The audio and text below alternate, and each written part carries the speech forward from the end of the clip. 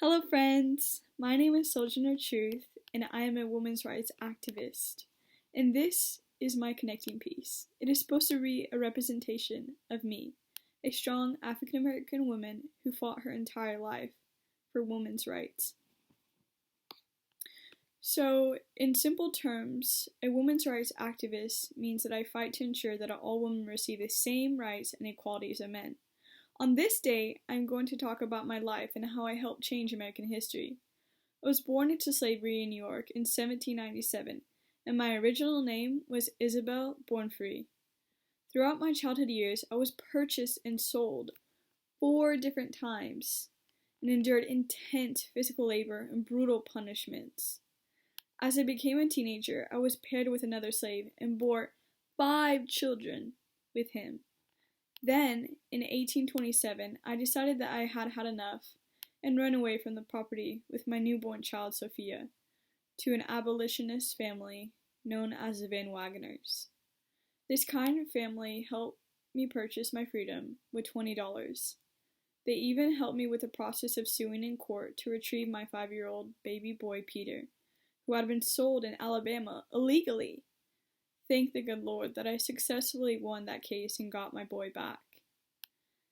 In 1828, I moved to New York City. It was in this city that I began working for a local minister. At the beginning of the 1830s, I was able to participate in religious rallies that were occurring throughout the nation.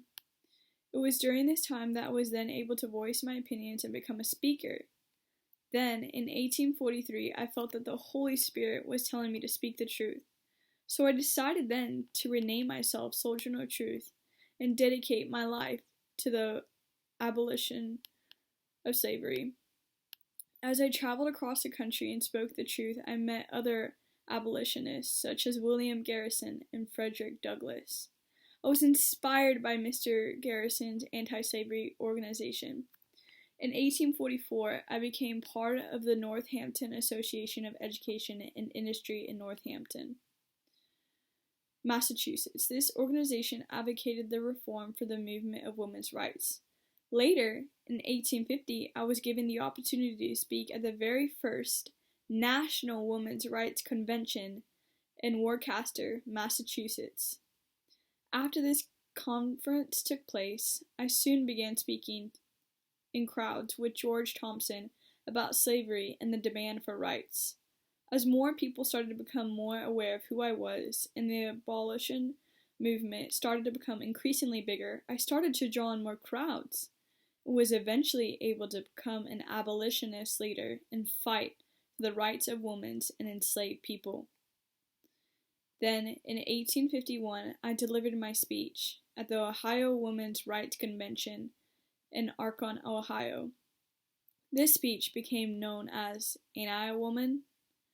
During the time of the Civil War, I helped in the progress of recruiting African American soldiers to help fight with the Union Army. I even persuaded my grandson, James Cadwell, to enlist when the time came. Then in 1864, I was given the opportunity to continue the National Freedoms Relief Association.